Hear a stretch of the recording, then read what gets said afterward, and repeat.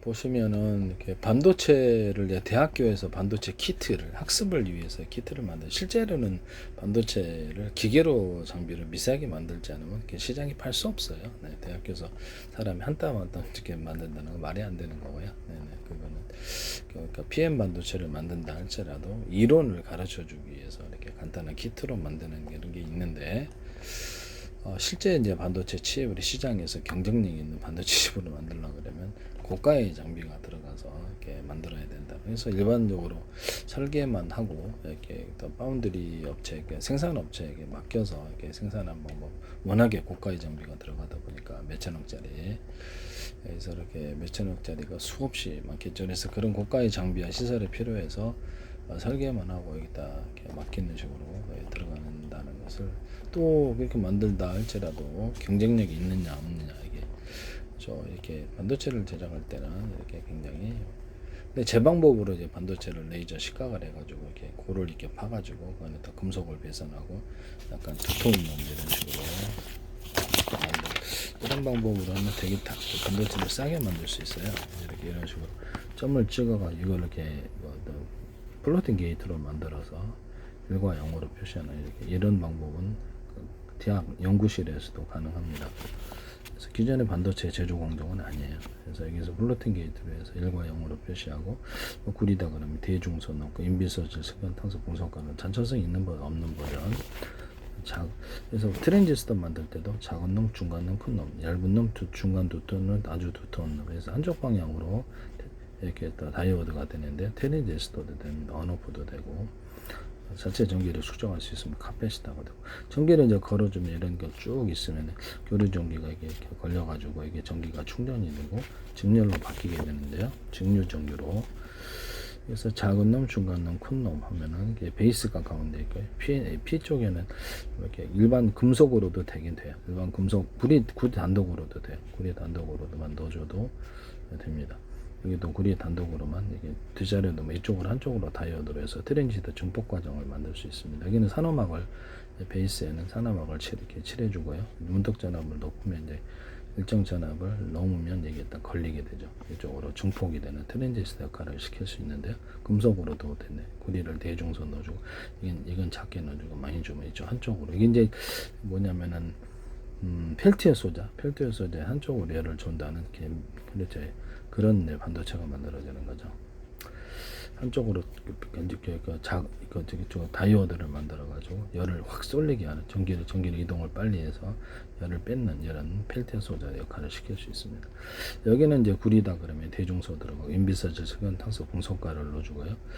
그래서 여기는 양을 적게 만들어주고 P 쪽이니까 이건 N 쪽이니까 양을 많이 넣어줍니다. 이 자체석에는 연고자석 분말이 들어갈 수도 있어요. 그렇게 해가지고 전류 중폭 구종을 가질 수 있어요. 삼성에서 이걸 하시려고 그런 것 같은데요. 이거 존스 홉킨스 연구소 이걸 하시더라고. 이게 제가 이걸 똑같이 그렸는데 얇은 놈에서 두터운 쪽으로 전기가 이렇게 펠티어 소자 쪽으로 제가 펠티어 소자라고 말씀을 드렸는데 얇은 놈에서 두터운 쪽으로 만들면 한쪽으로 전기나 열 냉기가 흐른다. 이쪽도 그러다. 제가 말씀을 드렸거든요. 이걸 그대로 하시더라고. 그림까지 똑같은데. 여기서 이 존스 홉킨스 네이처 연구에서 이거를 자기네들이 만들어서 내건데 이거는 냉장고 에어컨 같은데 이렇게 냉기를 축적시키거나 뭐 이렇게 그다음에 화목난로 같은데 이렇게 열기를 축적시키거나 이런 기술로 들어간다고 말씀드렸는데 태양전지 같은데도 이렇게 평면으로 되어 있잖아요. 태양전지는 거기다 알갱이들 금속 알갱이들 뭐 구리든 알루미늄이든 딱 넣으면 거기에 전기가 축적되는 콘덴서 배터리가 된다고 말씀드렸죠.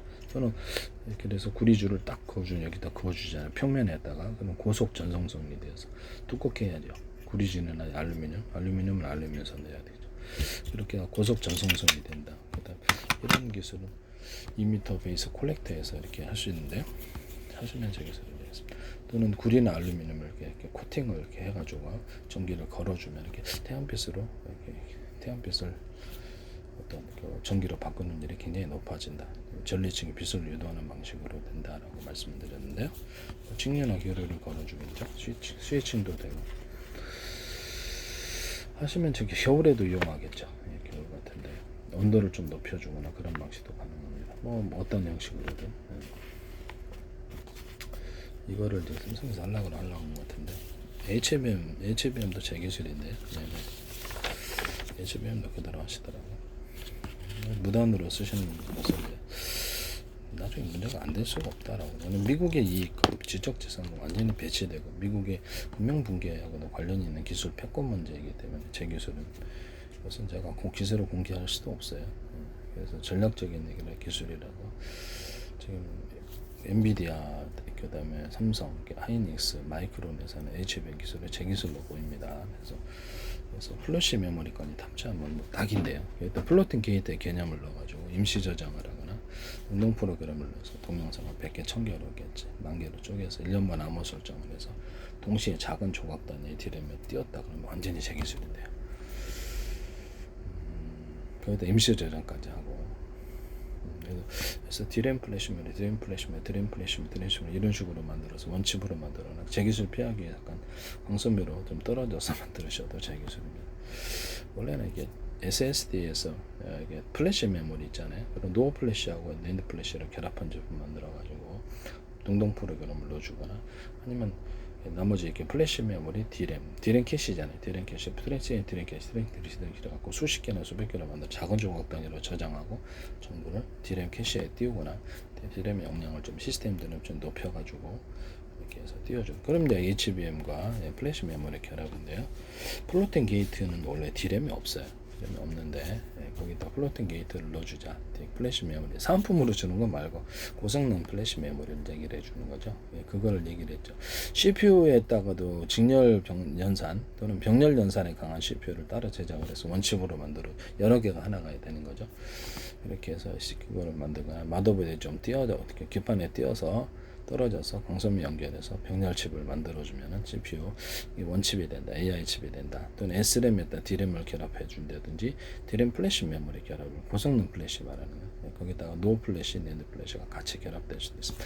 이거를 결합해 갖고 한 시스템 만들어 하나의 기판은 이런 패키지 칩이 하나, 둘, 셋, 넷 여러 개에서 두뇌가 여러 있는 그런 기술로 들어갈 수도 있다.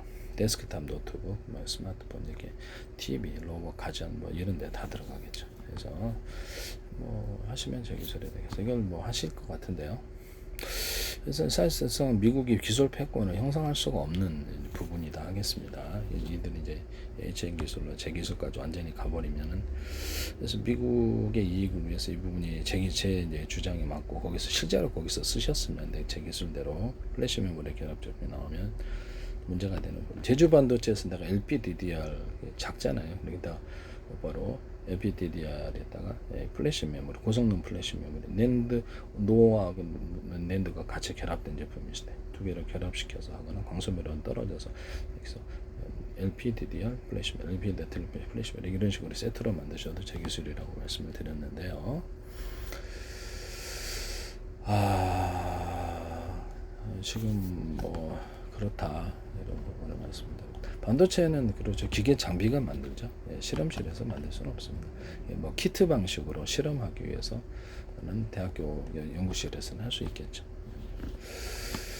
그래서 고가의 다 누구나 다 생산하게 고가의 장비가 들어갑니다. 그래서 또 실패 위험도 높기 때문에 투자만큼 납품할 데가 없습니다. 실패 위험이 엄청 납품할 데가 없으면 그렇게 되는 거죠. 그리고 누구도 이게 실험적인 제품을 받아주는 사람이 없으니까요. 그래서 국가 차원에서 이렇게 돈을 이렇게 키보드로 찍어가지고 밀어붙일 수 있는 거죠. 그래서 국가 차원에서는 가능합니다.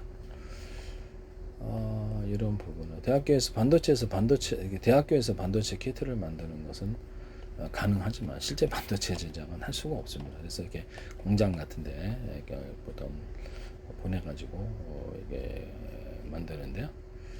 실습 키트죠. 집에서 만들었다는 실습 키트이지 실제로 이렇게 제품으로서 내놓을 수는 없습니다.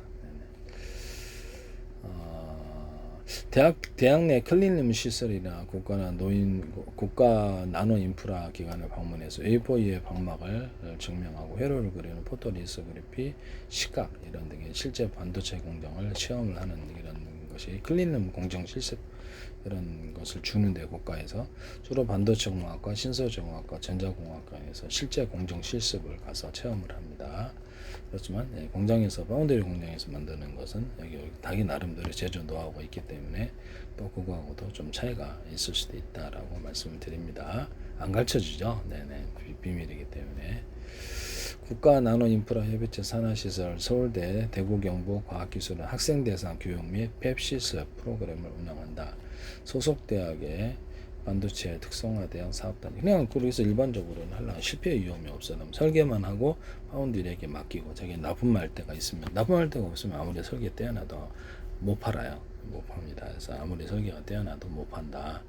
검증된 데를 납품을 받으려고 그러지 누가 싼 마이로 싸게 납품을 받아고 하려는 데가 없어요. 네네. 그래서 기술자를 갖고 있어도 납품할 데가 없으면 소용이 없습니다. 학습 차원에서 공부를 저도 나중에 돈을 만약에 형성이 되면 기술을 팔아서 한번 반도체 설계를 할 때 실제 제작을 의미하는 것이 아닌 연구 단계에서 제가 하려고 그러는 것이지 납품할 데가 없어요. 납품할 때 아무리 내가 잘 만들어도 납품할 데가 없으면 소용이 없는 거죠.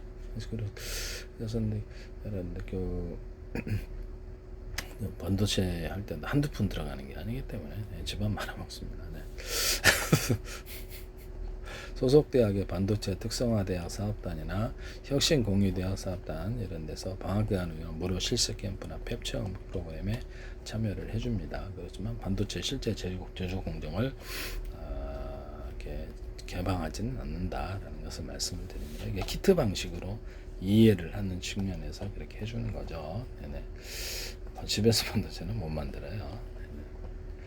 반도체 설계적인 팹리스를 전공하는 대학생 및 대학원생은 직접 설계한 회로를 칩으로 제작할 수 있는데요.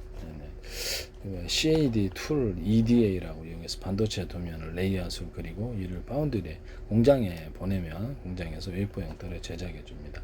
과학기술정보통신부 한국전자통신연구원 애트리에서 학부생, 대학생들은 내칩 서비스를 제공하여 설계 검증과 시제품 제작을 지원한다. 클리닝 공정 실습 과정도 이렇게 진행해주고 그래요. 네네.